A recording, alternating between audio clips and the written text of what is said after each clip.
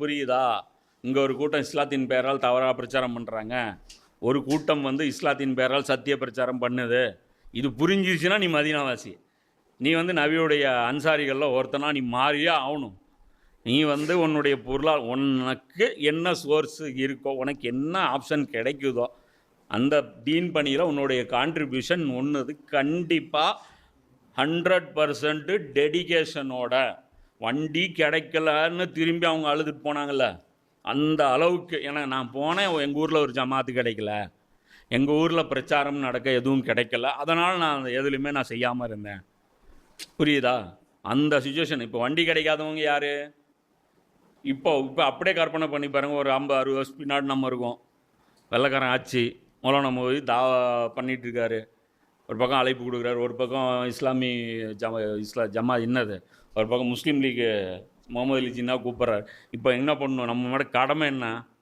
இந்த ஜமாத்தில் சேரணும், ஜமாத் இஸ்லாமியில் சேரணும், அவரை பலப்படுத்தணும், அவங்களுக்கு உதவி செய்யணும், அவங்கள வந்து உண்மைப்படுத்தணும், அது பண்ணியிருக்கணும்.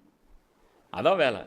இன்னும் 100 வருஷத்துக்கு முன்னாடி போனீங்கன்னா ஒவ்வொரு காலகட்டத்திலையும் அன்றைக்கி ஹுசைன் அலி இஸ்லாம் இருந்தாங்கன்னா அவங்களோட நம்ம இருந்தோம். அன்றைக்கி அலியல்னா காலத்தில் இருந்தோம்னா அலியல்னா கூட இருந்துருக்கணும். நீங்கள் அப்படியே ரிவர்ஸில் போய்கிட்டே இருங்க. ரசூல்லா காலத்தில் இருந்தீங்கன்னா ரசூல்லா கூட ரசூல்லா பேட்சில் இருந்துருக்கணும். அபூபக்கர் காலத்தில் இருந்தீங்கன்னா முசைலமாவுக்கு எதிராக இருந்திருக்கணும்.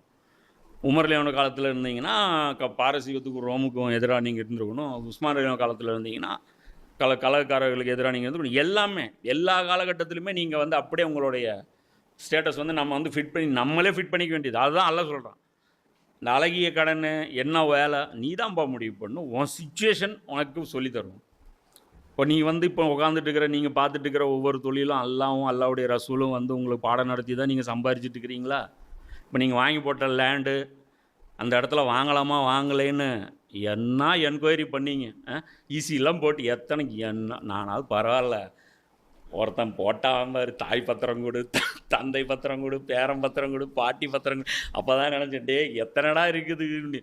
அது கடைசியாக புரியாத தமிழ் பத்திரம் வரைக்கும் போயிடுச்சு. அது அந்த அந்த லேண்டுக்கு அவன் கேட்டான் அவ்வளோ டீட்டெயில் கேட்டு அது கிட்டத்தட்ட ஒரு இவ்வளோ பஞ்ச் ஆயிடுச்சு. அப்புறம் கடைசியாக இவனது அவனது பர்த் சர்டிஃபிகேட்டு, இவனது டெத் சர்டிஃபிகேட்டு, இவனது வாரிசு சர்டிஃபிகேட்டு, இவனுக்கும் அவனுக்குமான லிங்க்கு, அது அறிவிப்பாளர் தொடரலாம் ப்ரூஃப் பண்ணி ஒரு 15 நாள் டாக்குமெண்ட்டுக்கே அலைஞ்சி அதுக்கப்புறம் போய் சைன் ஒன்று வாங்கிட்டு வர்றதுக்கு போய் இங்கே வெளியூருக்கு போய் அவ்வளோ ஆய்வு பண்ணுறோம்.